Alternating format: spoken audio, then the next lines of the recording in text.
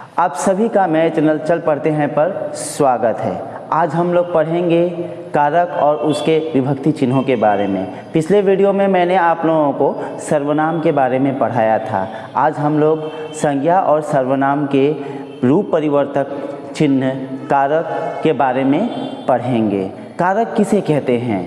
कारक वह है जो कि संज्ञा या सर्वनाम का दूसरे शब्दों के साथ में संबंध समझाता है और उसमें व्यवहार होने वाले चिन्ह को हम लोग विभक्ति कहते हैं। आइए हम लोग जानते हैं कि कारक किसे कहते हैं। कारक संज्ञा या सर्वनाम के जिस रूप द्वारा उनका अन्य शब्दों से संबंध ज्ञात होता है उसे कारक कहते हैं। देखिए यहाँ पर संज्ञा या फिर सर्वनाम, यानी कि संज्ञा किसे कहते हैं? किसी भी नाम को कहते हैं, और किसी भी नाम के बदले में व्यवहार होने वाले शब्द को हम लोग सर्वनाम कहते हैं। ठीक है, तो संज्ञा या सर्वनाम के जिस रूप द्वारा, यानी कि संज्ञा और सर्वनाम का अन्य शब्दों से संबंध ज्ञात होता है उसे हम लोग कारक कहते हैं। जैसे कि यहाँ पर देखिए, मैंने एक वाक्य लिखा है, मैंने तुमको एक पत्र लिखा। यहाँ पर मैं जो है यह सर्वनाम है और इसके साथ में जो ने लगा हुआ है यह विभक्ति चिन्ह है। तुम के साथ में को लगा हुआ है यह विभक्ति चिन्ह है, यानी कि यह भी सर्वनाम है और यह भी सर्वनाम है। यह प्रथम पुरुषवाचक है और यह मध्यम पुरुषवाचक है। तो मैंने तुमको एक पत्र लिखा, यानी कि एक शब्द के साथ दूसरे, यानी कि सर्वनाम के साथ सर्वनाम का संबंध समझाने वाले और दूसरे शब्दों के साथ संबंध समझाने वाले शब्दों को हम लोग कारक कहते हैं और इनको हम लोग विभक्ति चिन्ह कहते हैं। जैसे दूसरे वाक्य में देखिए, राम ने मोहन को एक पत्र लिखा। इस वाक्य में संज्ञा शब्द के साथ दूसरे संज्ञा शब्द का संबंध बताया है, साथ में अन्य शब्दों के साथ में भी संबंध बताया गया है, तो उसे हम लोग कारक कहेंगे और इसको हम लोग कारक के विभक्ति चिन्ह कहेंगे। यानी कि पहले वाक्य में ने और को और दूसरे वाक्य में भी ने और को हम लोग विभक्ति चिन्ह कहेंगे और संबंध बताते समय इनको हम लोग कारक कहेंगे।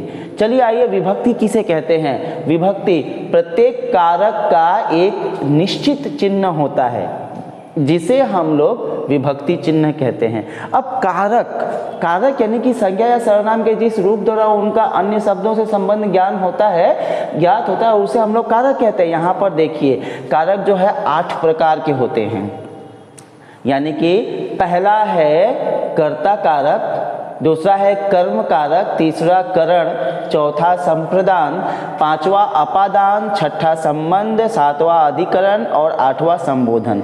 जो वाक्य हम लोग लिखते हैं इसमें कर्ता कारक, कर्म कारक, करण कारक, संप्रदान कारक, अपादान कारक, संबंध कारक, अधिकरण कारक और संबोधन कारक, इस प्रकार के 8 प्रकार के जो है कारक होते हैं। और यही जो कारक होते हैं, इन प्रत्येक कारकों का अपना अलग अलग चिन्ह होता है और इसी चिन्ह को ही हम लोग विभक्ति कहते हैं, जो कि यहाँ पर कहा गया है प्रत्येक कारक का एक निश्चित चिन्ह होता है जिसे विभक्ति कहते हैं। इस वाक्य में कर्ता ने, यानी कि ये जो मैं है वह कर्ता, यानी कि जो कर रहा है वह कर्ता कारक है, उसके साथ ने विभक्ति चिन्ह लगा है। और देखिए उसमें दूसरे में भी राम जो है वह भी करता है, उसके साथ ने विभक्ति चिन्ह लगा है। और कर्म क्या कर रहा है? कर्म के लिए को विभक्ति चिन्ह का प्रयोग किया गया है। तो कारक और उनके विभक्ति चिन्हों के बारे में हमने आज जाना। तो कारक और उनके विभक्ति चिन्ह जो है 8 प्रकार के हैं। कारक हो गए 8, कर्ता जिसका विभक्ति चिन्ह है ने, दूसरा है कर्म कारक जिसका विभक्ति चिन्ह है को, तीसरा है करण कारक जिसका विभक्ति चिन्ह है से, चौथा है संप्रदान कारक जिसका विभक्ति चिन्ह है को के लिए, पांचवा है अपादान कारक जिसका विभक्ति चिन्ह है शे, छठा है संबंध कारक जिसका विभक्ति चिन्ह है का, के, की, रा, रे, री, अधिकरण कारक है अगला जिसका विभक्ति चिन्ह है में, पै, पर, और आठवां और अंतिम है संबोधन कारक जिसका विभक्ति चिन्ह है, अरे, अजी। इस प्रकार आज हम लोग कारक, उसके विभक्ति चिन्ह और कारक के कितने प्रकार है उसके बारे में हमने इस वीडियो में जाना। आगे के वीडियो में हम फिर पढ़ेंगे कि सर्वनाम के अलग अलग रूपों के साथ में कौन से कारक का एक वचन में और कौन से कारक का बहुवचन में किस प्रकार का रूप होता है, वो हम लोग अगले वीडियो में जानेंगे।